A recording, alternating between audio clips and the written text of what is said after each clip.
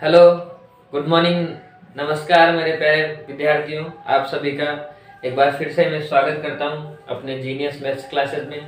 और दोस्तों, अपन पढ़ रहे थे एनसीईआरटी की 10th क्लास की मैथमेटिक्स, जिसमें अपना चैप्टर चल रहा था चैप्टर नंबर 3 और चैप्टर 3 की अपन प्रश्नावली आज पढ़ रहे थे 3.2।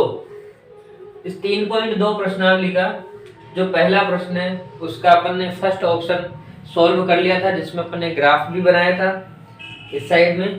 तो ग्राफ में अपन ने क्या सीखा था कि जो भी आपका ग्राफ का पेपर है उसके आपको पहले कॉलम गिनने हैं, जितने कॉलम है उसके 2 डिवाइड करने हैं, जो गहरी लाइन होती है उस पे से। ठीक है, तो इस तरह से ऊर्ध्वाधर जो लाइन बनाएंगे वो आपकी रहेगी वाई एक्सिस, और जो इस तरह से क्षैतिज लाइन बनाएंगे वो आपकी रहेगी एक्स एक्सिस। ठीक है, एक्स इधर है तो ये पॉजिटिव एक्स है, और इसी के जस्ट विपरीत में एक्स नेगेटिव एक्स है। ठीक है, वाई ऊपर की तरफ पॉजिटिव है और वाई नीचे की तरफ नेगेटिव है। जहां पर दोनों अक्ष एक दूसरे को काटते हैं वहां पर अपना मूल बिंदु होता है। कौन सा बिंदु? मूल बिंदु, जिसे हम ओरिजिन बोलते हैं। ठीक है, यहाँ पे 0 होता है। फिर अपन ने एक इधर पढ़ा था पैमाना, लिखते हैं यहाँ पे। पैमाना क्या होता है कि पैमाने का मतलब होता है जैसे कि नाप जोक। तो नाप जोक कैसे होता है कि ये जो अपना ग्राफ का पेपर है, इस ग्राफ के पेपर में जो वो छोटे छोटे 1-1 सेंटीमीटर के कॉलम है, उनमें अपने जैसे यहाँ से यहाँ तक का 1 सेंटीमीटर का कॉलम है, तो इस 1 सेंटीमीटर के कॉलम में हमने कितनी राशि ली है अपने इस प्रश्न के अकॉर्डिंग। इस क्वेश्चन में जो अपने को डिजिट दी हुई है उनके अकॉर्डिंग अपन ने यहाँ 1 सेंटीमीटर में कितना अमाउंट लिया है।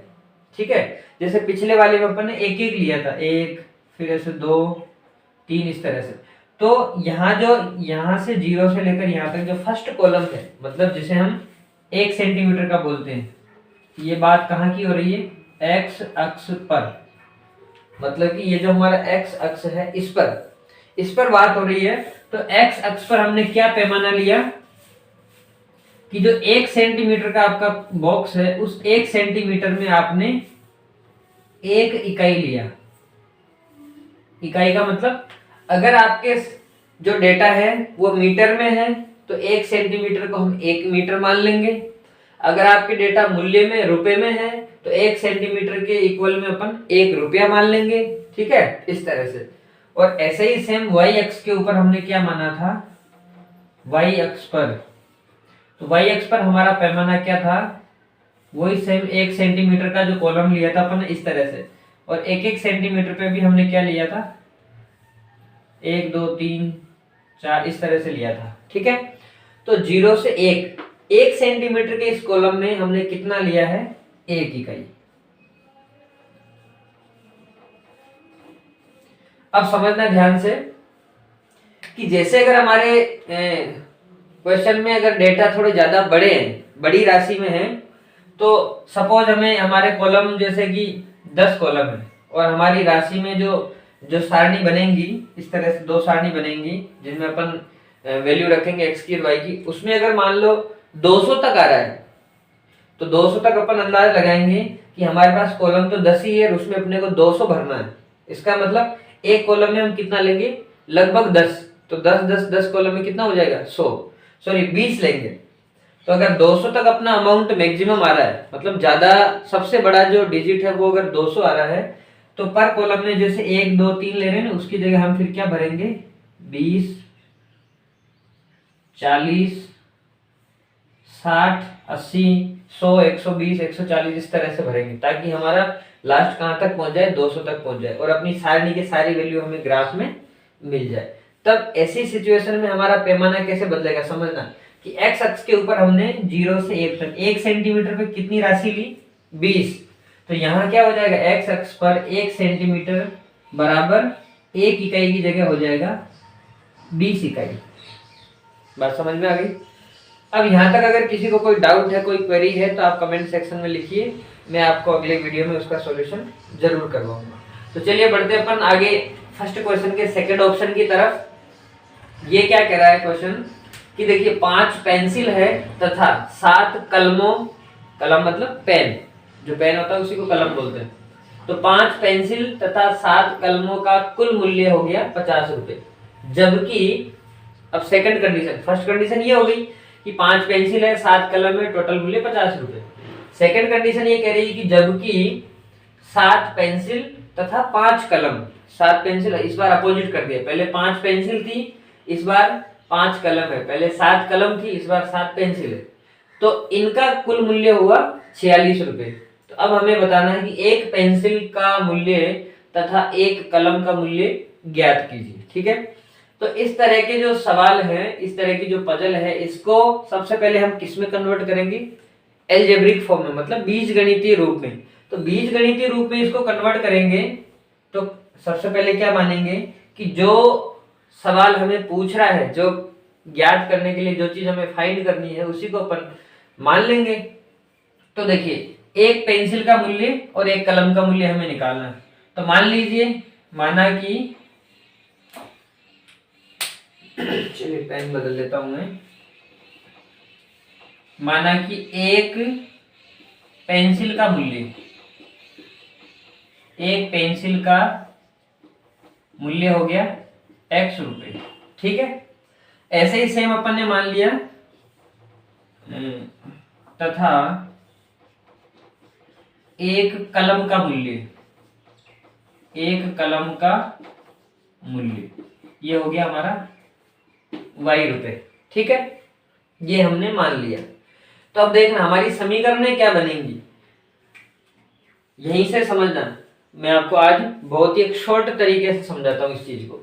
देखना, एक पेंसिल को हमने क्या ले लिया? x रुपए ले लिया। तो देखना 5 पेंसिल है, पेंसिल की जगह आपने क्या मान लिया? x मान लिया। ठीक है, तथा 7 कलम, कलम की जगह आपने क्या मान लिया? कलम का मूल्य मान लिया आपने y। तो इस कलम की जगह आपका हो गया y। और तथा का मतलब क्या होता है कि 5 पेंसिल तथा 7 कलम, ये तथा क्या कर रहा है? इन दोनों चीजों को प्लस कर रहा है, इनका एडिशन कर रहा है, मतलब जोड़ रहा है ये। तो इस तथा का मतलब क्या हो गया? प्लस हो गया।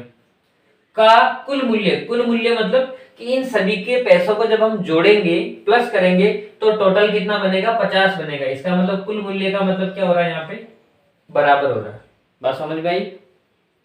वापस बताता हूं, एक पेंसिल का मूल्य हमने x रुपए मान लिया, तो पेंसिल की जगह x हो गया, मतलब 5x। तथा मतलब ये इन दोनों चीजों को जोड़ रहा है, तो हमने प्लस का चिन्ह लगा दिया। 7 कलम, कलम का हमने y माना था, तो ये बन गया 7y।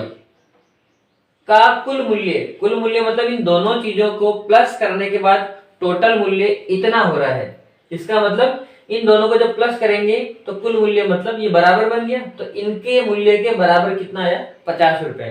तो यहीं से हमारी समीकरण बन के आती है। देखिए 5x प्लस 7y बराबर 50। तो पहली कंडीशन के अकॉर्डिंग अपनी समीकरण बन गई 5x plus 7y equal to 50। ये अपनी पहली समीकरण हो गई। ठीक है, अब देखिए दूसरी कंडीशन जो है, पेंसिल की जगह वापस आप x मान लो, तथा की जगह आप प्लस बना दो, कलम की जगह y कर लो, कुल मूल्य को बराबर बना दो 46। तो देखिए यहाँ पे आपकी समीकरण क्या बन जाएगी? 7x प्लस 5y बराबर 46।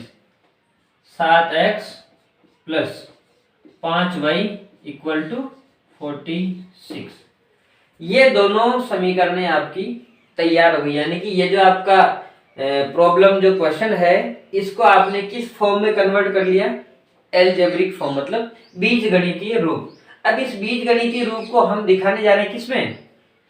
इस ग्राफिकल फॉर्म में, ग्राफीय रूप में इसको निरूपण करेंगे। तो देखिए दोनों से पहले अपने को क्या करना पड़ेगा? जो फर्स्ट वाला जो क्वेश्चन था उसमें क्या था? अपने पास x और y में एक सिंगल वैल्यू थी। तो x y में सिंगल वैल्यू थी, तो हमें इनकी वैल्यू निकालने में थोड़ी आसानी हो गई थी। 2 बार 0 माना और आंसर निकल गया। लेकिन इस बार क्या, थोड़ी सी दिक्कत आएगी। देखिए क्या दिक्कत आएगी, पहले मैं इसी समीकरण पे फोकस करके आपको समझाता हूँ। देखिए जैसे ये वाली समीकरण है, इसकी हमने सारणी बना ली। ये टोटल 3 वैल्यू अपने को निकालनी है, ताकि तीनों पॉइंट मैच हो जाएंगे तो हमारा ग्राफ एकदम सटीक बन जाएगा। ये x वाली वैल्यू है, ये y वाली वैल्यू है। x में सबसे पहले हम 0 लेंगे, y में फिर 0 लेंगे, ठीक है। तो देखिए जब x में हम 0 लेते हैं, इसी समीकरण की बात करें, x में हमने 0 लिया तो ये जो x है इसकी जगह क्या हो जाएगा, 0 हो जाएगा। मतलब 7 इंटू 0, देखिए ये 70 नहीं बनेगा, ये गलती मत कर देना कि 7 और x को 0 मान लिया तो मतलब ये 70 बन गया। 70 नहीं बनेगा, क्यों? क्योंकि जो x है ये 7 के गुणा में है। मतलब क्या है कि यहाँ पे 7 गुणा x इस तरह से लिखा हुआ है, ठीक है। क्योंकि x एक कलम का मूल्य, एक पेंसिल का मूल्य था, तो 7 पेंसिल का मूल्य 7x हुआ, ठीक है, न कि 70। तो x का वैल्यू जब अपन अपनी सारणी में मान निकालने के अकॉर्डिंग 0 मानेंगे, तो जैसे इसको 0 मानेंगे तो 7 इंटू 0, 0 किसी भी संख्या से गुणा करता है तो उसका सर्वनाश कर देता है, तो हो गया इसका तो सत्यानाश, ये हो गया 0, ठीक है। बचा क्या यहाँ पे, 5y बच गया, तो 5y बराबर 46। अब देखना हमें तो क्या निकालना, y की सिंगल वैल्यू चाहिए, तो y के साथ में तो ये 5 चिपका हुआ है, तो इस 5 को हमें हटाना पड़ेगा। तो कैसे हटेगा ये 5? कि समीकरण का नियम होता है कि किसी भी समीकरण में किसी एक पद में चर राशि या किसी भी राशि के साथ में अगर कोई चीज गुणा में है तो उसे जब हम हटाते हैं वहां से तो वो दूसरे पक्ष के बटा में चला जाता है। यानी कि ये y, ये जो अपना बराबर है, इसके दो पक्ष है, ये लेफ्ट वाला पक्ष है, ये राइट वाला पक्ष है, ठीक है। तो ये जो 5 इसके गुणा में है, ये 5 यहाँ से हटेगा, यहाँ से हटेगा और कहाँ जाएगा, दूसरे वाले पार्ट के बटा में चला जाएगा। तो y की वैल्यू बन जाएगी 46/5। समझ में आया? देखिए वापस से समझाता हूं मैं आपको।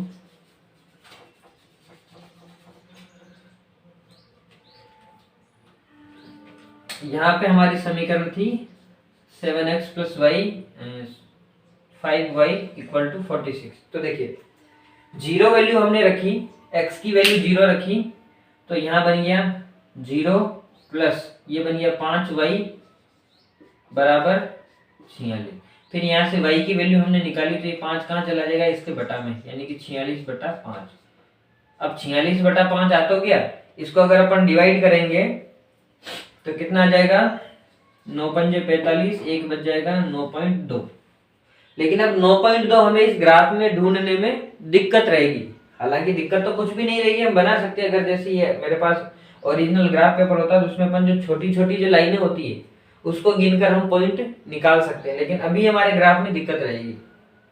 तो हम क्या करेंगे, कोई ऐसी वैल्यू एडजस्ट करेंगे ताकि उसका मान हमें आसान मान मिल जाए और हमारे ग्राफ में वो मैच हो जाए, मतलब पूरा पूरा डिजिट मिल जाए, ठीक है।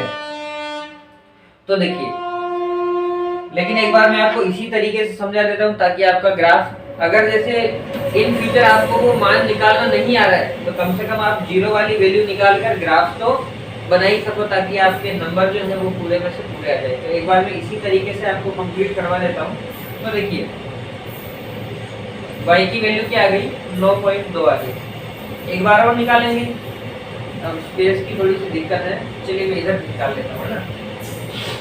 इसी समीकरण को वापस उठाकर मैं यहाँ ला रहा हूँ, 7x + 5y बराबर 46। देखिए पिछली कंडीशन में हमने x की वैल्यू 0 रखी थी, दूसरी कंडीशन में अब हम, तो यहाँ देखिए मान को आप फिल कर दीजिए।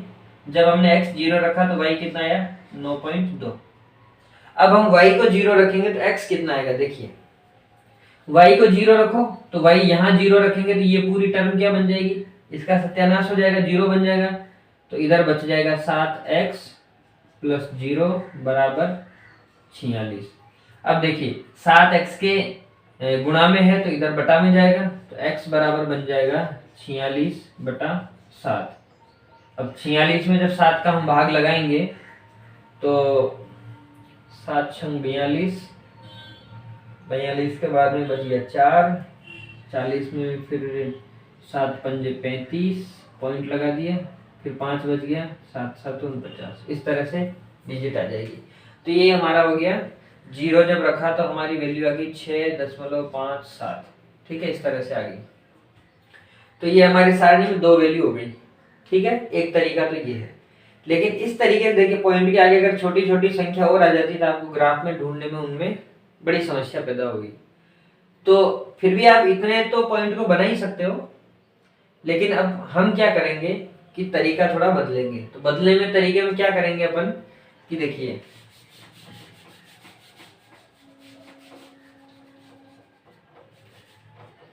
ये जो समीकरण है अपनी पहली, दूसरी को अपन उस साइड करेंगे ताकि दोनों का स्पेस अपना काम आ जाएगा ना।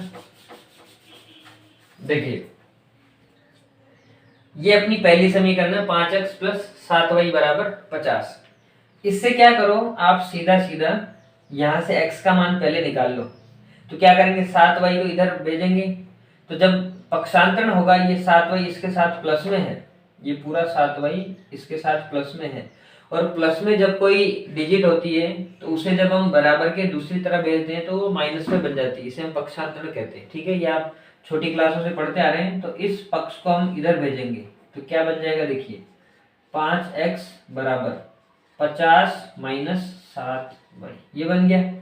अब देखिए अगली सिचुएशन में क्या होगा, ये 5 इसके गुणा में है और गुणा वाली संख्या को हम जानते हैं कहाँ जाता है, बटा में चला जाता है। तो 5 उधर हो जाएगा तो x बराबर हमारा बन जाएगा 50 माइनस 7y, तो ये था इधर, यहाँ से 5 इसके बटा में आ गया। ठीक है, अब हम x की आसान वैल्यू निकाल सकते हैं। देखिए अब हम वैल्यू इस कंडीशन के अकॉर्डिंग मानेंगे ताकि ये अपना आंसर अच्छा आ जाए। देखना जब x हमने 0 माना तो x इधर 0 नहीं मानेंगे, अब हम क्या y मानेंगे। ठीक है, अब हम क्या मानेंगे, y की वैल्यू मानेंगे तो x अपने आप निकल के आ जाएगा। तो देखिए y की वैल्यू जब हम 0 मानते हैं तो यहां हो जाएगा 0 और 50 के बटा में बन जाएगा 5। ठीक है, तो अपना ये वैल्यू अच्छी बैटरी सटीक बैटरी है। y की वैल्यू जब हमने 0 रखी तो 7 इंटू वाई 0 हो जाएगा, ये बन जाएगा 0 और यहाँ हो जाएगा 50, 50 बटा 5। देखिए 50 माइनस 0 बटा 5, 50 में से 0 माइनस तो 50 बटा में 50, 50 में 5 का भाग दिया तो कितना आ गया 10, यानी कि x की वैल्यू हमारी कितनी निकल के आ गई 10। ठीक है, अब आप इसको नोट कर लेना क्योंकि मेरे पास स्पेस की कमी, इसलिए मैं मिटा के आगे बढ़ूंगा। तो ये आपका हो गया 10। चलिए अब मैं इसको, अब मैं दूसरी वैल्यू लेता हूं। तो दूसरी वैल्यू के लिए मैंने क्या लिया, अगर जैसे मान लो यहां सपोज करिए आपने 1 ले लिया, चलिए इसको हटा देता हूं। दूसरी वैल्यू आपने जैसे 1 ले ली तो यहाँ क्या हो जाएगा 7 इंटू 1, तो ये बन जाएगा 7। फिर 50 में से अपन माइनस करेंगे 7 को, तो देखिए 50 ये अपना माइनस 7 इंटू 1, 7 बटा 5। तो 50 में से 7 माइनस करेंगे तो कितना आ जाएगा 43 और बटा में आ जाएगा 5। अब देखिए 43 में जब अपन 5 का भाग लगाएंगे, 43 में 5 का भाग लगाएंगे तो फिर पॉइंट में उत्तर आएगा 8.6। तो फिर अपना 8.6 पॉइंट वाला मामला गड़बड़ हो गया। तो हम क्या करेंगे, 1 नहीं रखेंगे, 1 की जगह आप रखो 2 रखो। 2 रखने से क्या होगा, देखिए 7 इंटू 2 14 बन जाएगा, यहाँ कितना बन जाएगा 14। 50 में से 14 माइनस करेंगे तो कितना बच जाएगा 36 बचेगा। फिर 36 में 5 का भाग लगेगा तो फिर पॉइंट में आएगा, ये भी गड़बड़ हो गया, इसको भी हटा दो। 3 रखो, 3 रखने से क्या होगा, देखो 3 रखेंगे तो 7 इंटू 3 कितना हो गया, 7 या 21 हो गया। 50 में से 21 माइनस करेंगे तो यहाँ कितना आ जाएगा 29 आ जाएगा। और 29 में जब 5 का भाग लगाएंगे तो फिर पॉइंट में आंसर आएगा, फिर मामला गड़बड़। 3 को भी हटाओ, चलो 4 रखो, 4 रखेंगे तो 7 चौके 28, 22 बचेगा, फिर मामला गड़बड़ हो जाएगा, इसको भी हटा दो। अब आप रखो 5 रखो, कितना रखो 5 रखो सीधा। तो 5 रखेंगे तो यहाँ कितना 50 और ये हो जाएगा 7 इंटू 5 35, 7 इंटू 5 35। 50 में से जब 35 माइनस करेंगे तो कितना बचेगा 15 बचेगा। और 15 में जब 5 का भाग लगाएंगे तो आंसर कितना आएगा 3 आएगा, यानी कि हमारी x की वैल्यू कितनी हो गई 3 हो गई। ठीक सर, 3 हो गई। ऐसे आप एक और वैल्यू निकाल सकते हो। ठीक है, एक और वैल्यू किस पे बनेगी, 6 7 42, 7 7 49, 8 7 56, 9 7 63, 7 2 70, 10 पे बनेगी।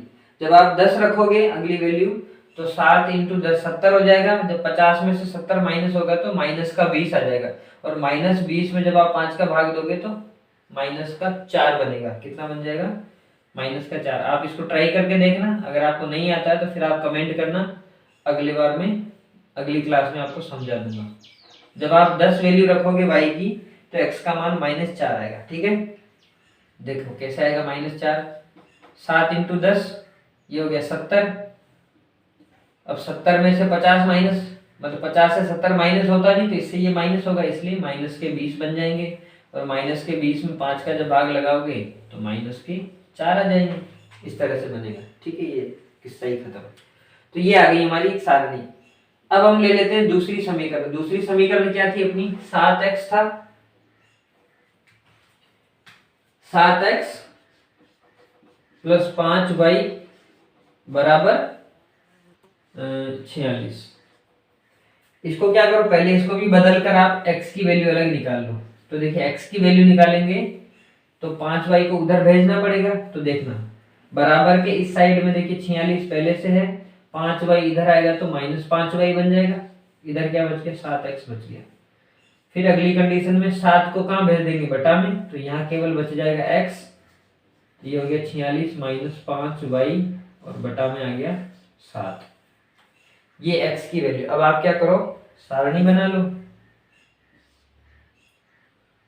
ये लो साहब, सारणी बन गई। ये 3 वैल्यू आ गई, x की और y की। तो देखिए यहां भी अपन कौन सी वैल्यू मानेंगे? y वाली वैल्यू लेंगे यहाँ पे। तो y की वैल्यू जब आप 0 लोगे तो देखना क्या बनेगा? 5 इंटू 0 0 हो जाएगा। 46 में से 0 घटाएगा 46 और 7 का भाग लगाएंगे 46 में तो फिर पॉइंट में आएगा। तो छोड़ दो, 0 को नहीं लेंगे साहब। 1 रख के देखो, 1 रखेंगे तो देखो 5 इंटू 1 5, 46 में से 5 घटाएंगे तो 41, 41 में 7 का भाग नहीं जाता तो 1 भी नहीं ले सकते। चलिए 2 लेके देखो, 2 लेंगे तो देखिए 5 इंटू 2 हो गया 10, और 46 में से 10 घटाएंगे तो 36, 36 में फिर 7 का भाग नहीं जाता, 2 भी नहीं ले सकते। चलिए 3 लीजिए, 3 लेंगे तो देखिए 5 की 15, 46 में से 15 माइनस करेंगे तो कितना आएगा? 46 में से 5 की 15, तो 46 में से 15 माइनस होगा तो कितना बचेगा? 31। 31 में भी 7 का भाग नहीं जा रहा, 31 में भी 7 का भाग नहीं जा रहा। ये भी पॉइंट का मामला हो गया। चलिए 3 को भी हटा दो, 4 रखे देखो, 4 रखेंगे तो यहाँ कितना हो जाएगा? 5 चौके 20, 46 में से 20 घटाएंगे तो 26, यहाँ कितना आ जाएगा? 26, और 26 में भी 7 का भाग नहीं जा रहा साहब, ये भी हटा दो। 5 रख के देख लो, 5 रखेंगे तो 5 पंजे 25, 46 में से जब 25 को माइनस करेंगे तो बचेगा 21। ये बैठ गया मामला। और 21 में जब आप 7 का भाग लगाएंगे तो कितना आंसर आ जाएगा? 3 आ जाएगा। तो ये वैल्यू होगी अपनी। तो y का मान जब आप 5 रखोगे तो x का मान कितना आएगा? 3 आएगा। चलिए एक वैल्यू तो ये हो गई। ठीक है, अब क्या करेंगे? वैल्यू बढ़ाएंगे। 6 रख के देखो, 6 रखेंगे तो देखो 6 पंजे 30, 46 में से 30 माइनस करें 16 बच गए। 16 में 7 का भाग जा रहा क्या? नहीं जा रहा। चलिए 7 रख के देखो, 7 पंजे 35, 46 में से 35 माइनस करेंगे तो 11 बच गए, 11 में भी नहीं जा रहा। चलिए 8 रख के देखो, 8 पंजे 40, 46 में से 40 घटाएंगे तो 6 बचे, 6 में भी 7 का भाग नहीं जा रहा। चलिए साहब 9 रख के देखिए, 9 पंजे 45, 46 में से 45 घटाएंगे तो 1 बचेगा, 1/7, ये भी मामला नहीं बैठ रहा। चलो 10 रखो, 10 पंजे 50, 46 में से 50 घटाएंगे तो 5 बचेंगे, लेकिन माइनस के बचेंगे क्योंकि हम उल्टा घटा रहे हैं। 5 में 7 का भाग नहीं जा रहा। चलिए 11 रख के देखिए, 11 पंजे 55, 46 को घटाया 55 में से तो कितना आ गया -9, इसमें भी नहीं जा रहा।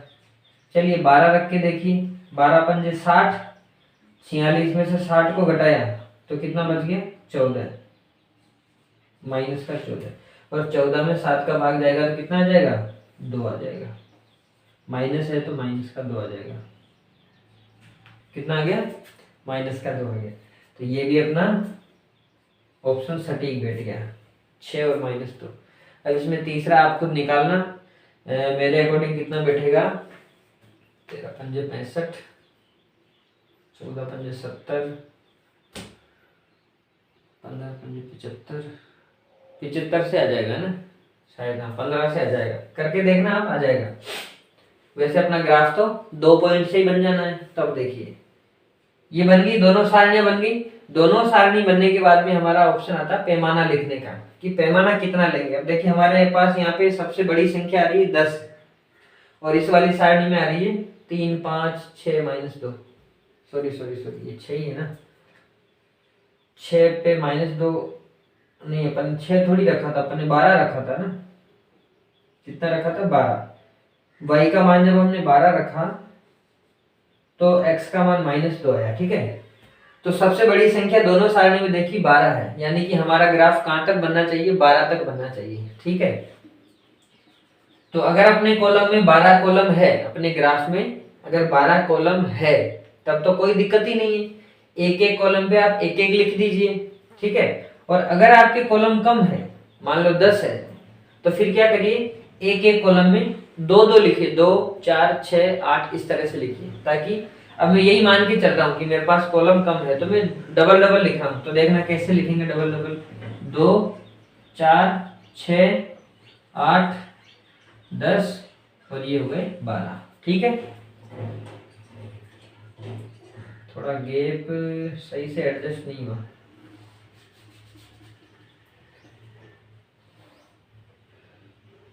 दो, 4, 6, 8, 10 और ये 12, ठीक है। 12 तक लिख लिया मैंने। इधर भी लिखेंगे सेम इसी गैप से, 2 माइनस के, 4 माइनस के, 6 माइनस, 8 माइनस, 10 माइनस और यहाँ पे 12 माइनस। फिर इधर भी बनाएंगे अपन,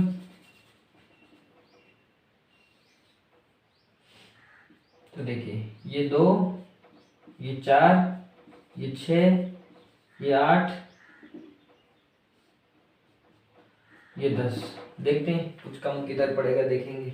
वैसे y की तरफ 12 आना चाहिए था, चलो 12 इसी तरफ जरूरत पड़ेगी, ये 12 बना लिया, ठीक है।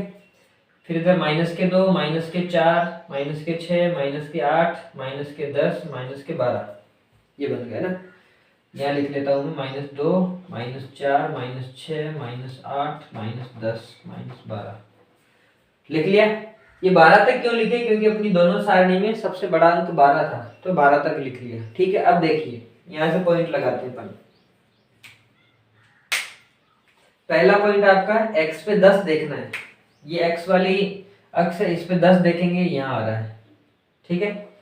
फिर y पे 0 देखना है, तो y पे 0 ये रहा, मतलब पॉइंट हमारा यही बन जाएगा 10 पे, और यहाँ पॉइंट लिख दो पास में 10, 0 ऐसे। तो ये वाला जो पॉइंट है वो कौन सा हो गया आपका 10, 0, 10, 0, ठीक है। अब देखिए x की वैल्यू 3 देखनी, तो 3 तो हमारे इसमें आ ही नहीं रहा, तो कैसे पता चलेगा, देखिए 2 और 4 के बीच में 3 आता है ना, तो आपके ग्राफ में जब आप देखोगे यहाँ पे आपको छोटी छोटी 10 लाइनें मिलेगी, मतलब इस एक लाइन से आगे गिनोगे तो ये 10वीं लाइन रहेगी। तो यहाँ से आप गिनो 1, 2, 3, 4, 5, जहाँ पे 5वीं लाइन है ना, जहाँ पे 5वीं लाइन उनके बीच में 2, 3, 4 और 5, जहाँ पे 5वीं लाइन है वो आपका हो जाएगा 3, ठीक है। और y में देखना आपको 5, तो 5 भी ऐसे ही देखना पड़ेगा आपको, 4 और 6 के बीच में, ये y अक्ष है, तो 4 और 6 के बीच में देखोगे आप तो 1, 2, 3, 4, 5, ये जो लाइन है पतली वाली, ये हो जाएगी आपकी 5। तो अब देखिए दोनों का पॉइंट कहां से मिलेगा, ये तो लाइन ऐसे चल रही है और ये वाली लाइन ऐसे चल रही है, तो दोनों कहां मिल रही है, यहाँ मिल रही है। दोनों कहां मिल रही है, यहाँ पे मिल रही है। तो जहां मिल रही है वहीं अपना कौन सा बन गया, ये वाला पॉइंट, कौन सा, दूसरा पॉइंट 3 5 वाला। तो इसके पास में नाम लिख दो इसका 3,5, ऐसे ब्रैकेट बना दो, ठीक है। तो अब क्या करोगे आप, इन दोनों को मिला दोगे। तीसरा भी बना सकते हो, तीसरा भी इसी में बनेगा, -4 ये रहा और 10 y पे ये रहा। तो ये वाला अपना देखिए, -4 से लाइन ऐसे जाएगी सीधी, ऐसे, और 10 से ऐसे आएगी, ठीक है। तो ये तकरीबन यहाँ पे यहीं कहीं बनेगा अपना ना, इधर बन जाएगा।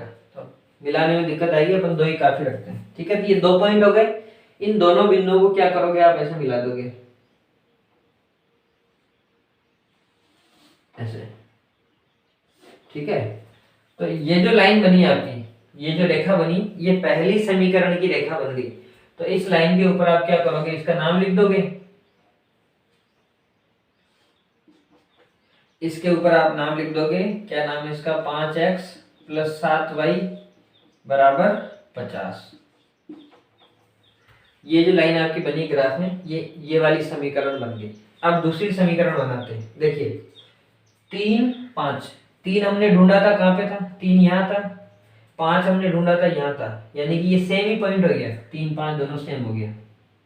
तो इस पे आप क्या करो, डबल बना दो गोला, ठीक है। मतलब ये 2 बार आ गया। फिर -2 और 12, -2 कहाँ है, ये रहा, और 12 कहाँ है, ये रहा।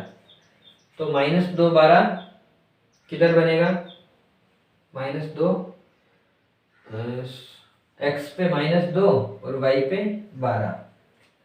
तो y पे 12 इधर है, ठीक है, 10 और ये 12 यहाँ आएगा तकरीबन, ठीक है, और -2 यहाँ पे। तो ये पॉइंट किधर बन जाएगा, इधर बन जाएगा, ठीक है, इधर कहीं बनेगा ऐसे, यहाँ लिख दो -2 12, ठीक है। जब इन दोनों को आप मिलाओगे ना, इन दोनों को आप ऐसे मिलाओगे तो ऐसे लाइन गुजरेगी, ऐसे गुजरेगी, इसी पॉइंट से होके ऐसे गुजरेगी, ठीक है। तो ये आपकी दूसरी रेखा हो। जब आप स्केल रख के मिलाओगे ना, तो आपको मिलाने में कोई दिक्कत नहीं रहेगी। दोनों पॉइंट पे आपने इस पे स्केल को रखी और ऐसे लाइन खींच दी, एकदम सीधी लाइन बन जाएगी, ठीक है। और इसके ऊपर आप दूसरी समीकरण लिख दो। क्या थी दूसरी समीकरण आपकी, 7x + 5y = 46। इस पे लिख दो यहाँ पे, 7x + 5y = 46, ठीक है। तो ये तो बन गया अपना ग्राफ। अब बात आती है हमारे आंसर की।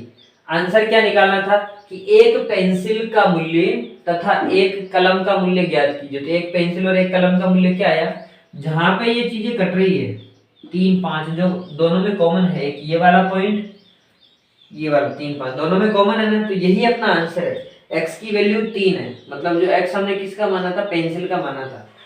तो हमारा दोनों का कटान बिंदु क्या है, यहाँ लिखेंगे, ग्राफ से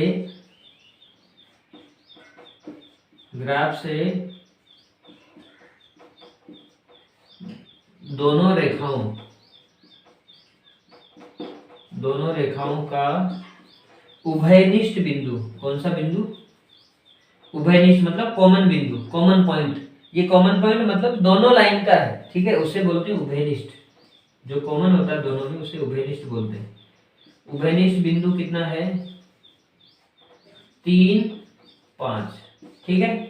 तो x की वैल्यू 3 है और y की वैल्यू 5 है, और x की वैल्यू हमने पेंसिल माना था, इसलिए x बराबर कितना आ गया, 3 रुपए, और y बराबर कितना आ गया, 5 रुपए। ये आपका आंसर हो गया, ठीक है। बहुत अच्छी तरीके से मैंने इसको समझाया। अगर फिर भी आपको कोई डाउट, कोई परेशानी है, तो आप कमेंट सेक्शन में लिखें। फिर से एक बार मैं रिवाइज करा देता हूँ। ये जो सवाल था, 5 पेंसिल मतलब 5x, 7 कलम मतलब 7y, तथा मतलब प्लस, तो 5x + 7y = 50 बन गया। दूसरी समीकरण 7x + 5y = 46 बन गया। हमने क्या किया, ये जो समीकरण है, इसको ये मान निकालने के लिए हमने क्या किया, 7y को पक्षांतरण किया, इधर माइनस में आ गया, फिर एक 5 गुणा में था वो बटा में भेज दिया, तो ऐसी बन गई समीकरण। ऐसी बनाने का मकसद क्या था कि इसमें y की जगह अपन धीरे धीरे मान बढ़ा बढ़ा के रखते जाएंगे और x की वैल्यू निकाल लेंगे। तो पहले हमने यहाँ 0 रखा, 0 से नहीं बैठा, फिर 1 रखा, 1 से नहीं बैठा, फिर 2 रखा, 2 से नहीं बैठा, सॉरी 0 में तो बैठ गया था, 0 10, ठीक है।